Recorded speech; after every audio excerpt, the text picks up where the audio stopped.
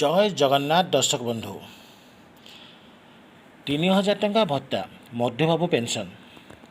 सरकार देइथबा संकल्प पत्रर प्रतिश्रुति केबे पालन करिवे। नुआपड़ा उपनिर्वाचन में जितेबले लोक मैंने सरकार को पचारि आपण प्रतिश्रुति केबे पालन करेंगे सरकार कही आम निर्वाचन आमर जो आचरण विधि उठिला परे निर्वाचन सरिबा परे आम 3000 टଙ୍କା भत्ता घोषणा करूँ। ता पूर्वर आईन मंत्री 3 थर कही ता पूर्वर पुणी मुख्यमंत्री कही आम भत्ता घोषणा करूँ। तेणु 3000 टଙ୍କା भत्ता सरकार सबुठार बड़ मेगा प्रोजेक्ट केबे घोषणा हम कौन रही खबर कौन रही आईन मंत्री वक्तव्य कौन रही मान्यवर मुख्यमंत्री वक्तव्य कौन रही मान्यवर उपमुख्यमंत्री वक्तव्य से विषय जानापी भिडियोटी के आरंभ शेष पर्यंत बिना स्किप कर देखूँ और चैनल को जब नुआ कर चैनल टी सब्सक्राइब कर दिंटू पाखे थी बेल आइकन को दबाई दिंटू जहाँफल आगक आसुवा समस्त भिडियो इनफर्मेशन आपण मैंने पाइपर। चलतु आरंभ करवा आज भिडियो। दर्शक बंधु बीजेपी सरकार संकल्प पत्र रे प्रथम संकल्प करथिले कि आमे सब समस्त सुभद्रा जो मैंने महिला अच्छा सबू महिला को आम सुभद्रा योजन 50,000 टंका देबू एवं द्वितीय लोभनीय आकर्षण कहते कि आम जो मैंने 60 वर्ष अधिक लोक जो मैंने अच्छा जो मैंने सामाजिक सुरक्षा योजना जो मैंने 60 वर्ष ऊर्ध लोक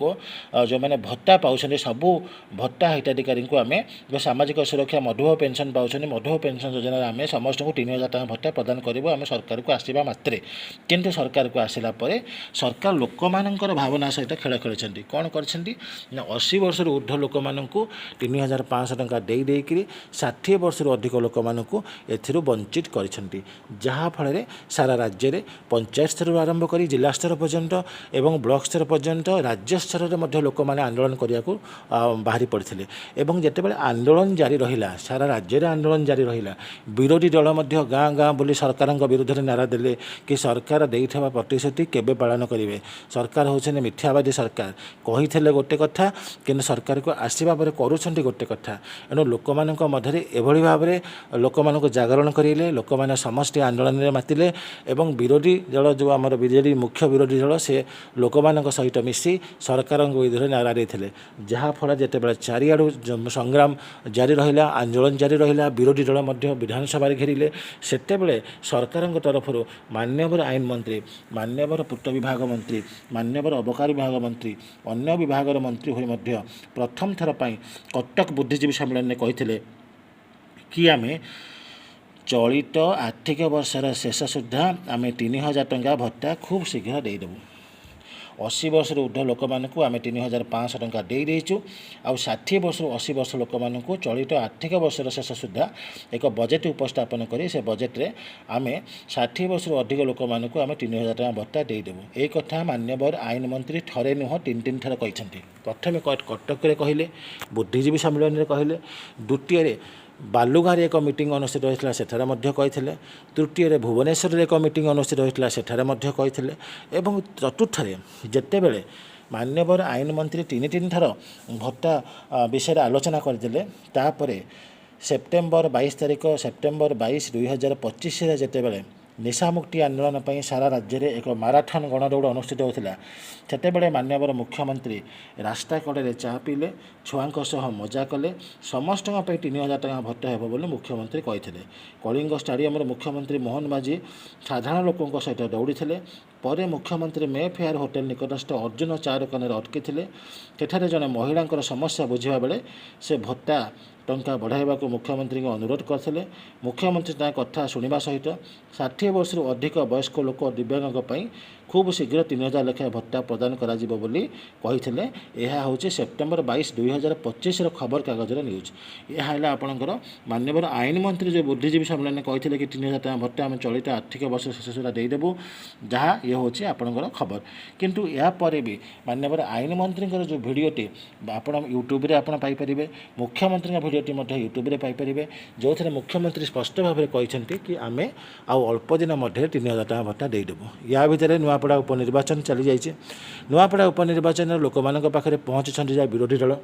कांग्रेस बीजेडी समान मुद्दा को नहीं लोक पाखे पहुँची लोक घेरी लोक मैंने आम प्रथम थर पर भोट दे बीजेपी सरकार को भूल कर देचु आमर सरकार प्रिय नेता हूँ नवीन पट्टनायक थी बेले आमको जो आनंद मिलूला नवीन पट्टनायक आमको आम दुख बुझुले आम अंतर कथा बुझुले तेणु आम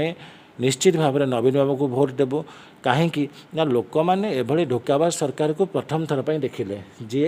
कथा देकर कथा रखुना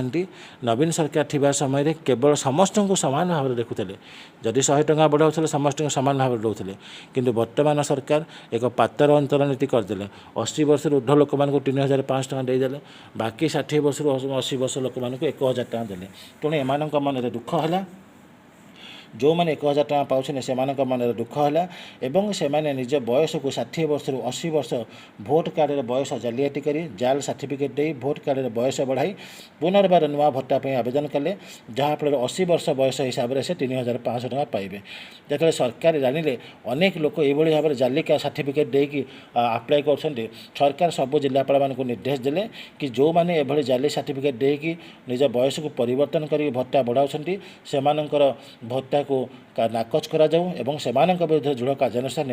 एभली परिस्थिति केवल लोक मानकर कौन भूल ना यह हूँ सरकार भूल सरकार जदि पूर्व सरकार भली समस्त को सामान भाव में दे था भत्ता ताहले लोक मैंने आज ये भूल काम कर ना जहाँ होना कहीं या भितर सरकार 3 थर घोषणा कर विभाग मंत्री हो माननीय आईन मंत्री अन्य विभाग मंत्री होइके 3 थर घोषणा करें आम 3000 टका भत्ता अल्प दिन मध्य देदेबू माननीय उपमुख्यमंत्री कहते कि आम जो प्रतिश्रुति देचु ताकू आम पालन करदेबू मुख्यमंत्री मोहर मारी कि आम अल्प दिन मध्य जो प्रतिश्रुति रखीचु आम अल्प दिन मध्य 3000 टका भत्ता देदेबू यही भितर माननीय उपमुख्यमंत्री प्रभाती परिड़ा कहते कि आम जहाँ प्रतिश्रुति देचे ताकू अक्षर अक्षर पालन करदेबू तेणु या भितर आसूची डिसेम्बर 1 तारिख डिसेम्बर 1 2025 रु शीतकालीन अधिवेशन आरंभ हो माननीय आईन मंत्री जो 3 थर भाषण कहते कि आम देदेबू चलित आर्थिक वर्ष शेष सुधा एक बजेट उपस्थापन करूँ ये जो बजेट उपस्थापन शेष अधिवेशन हूँ शीत अधिवेशन डिसेम्बर 1 रु आरंभ हो और डिसेम्बर 1 जो शीत अधिवेशन आरंभ हो से जो 50 लाख भत्ता हिताधिकारी अच्छा वृद्ध वृद्धा असहाय विकलांग ये जो भत्ता हिताधिकारी मैंने अच्छा से एक बड़ बजेट उपस्थापन हो एवं से जो 3000 टका भत्ता निश्चित भाव में बजेट उपस्थापन हो सारापर जानुरी 2026 जानुरी 15 2026 जो भाव में 80 वर्ष लोक मान 3500 टका भत्ता घोषणा करते जानुरी 15 2026 से भाव में माननीय मुख्यमंत्री 60 वर्ष अधिक लोक मान 3000 टका भत्ता घोषणा करेंगे एतिरे मात्र सन्देह ना नचेत आगामी वर्ष सेप्टेम्बर अक्टोबर जो आचरण विधि लागू हम पंचायत निर्वाचन पर लोक मैंने कड़ा जवाब देवे जो 2036 स्वप्न देखुं बीजेपी सरकार संपूर्ण धूली साठ हे तेरे मात्र सन्देह ना तेणु भिडियोटी रहा एतिकी अपेक्षा कर मात्र 2 मास निश्चित भाव में आप 3000 टका भत्ता मिलवाक जाऊँगी आज भिडियो एतिकी रहुची जय जगन्नाथ।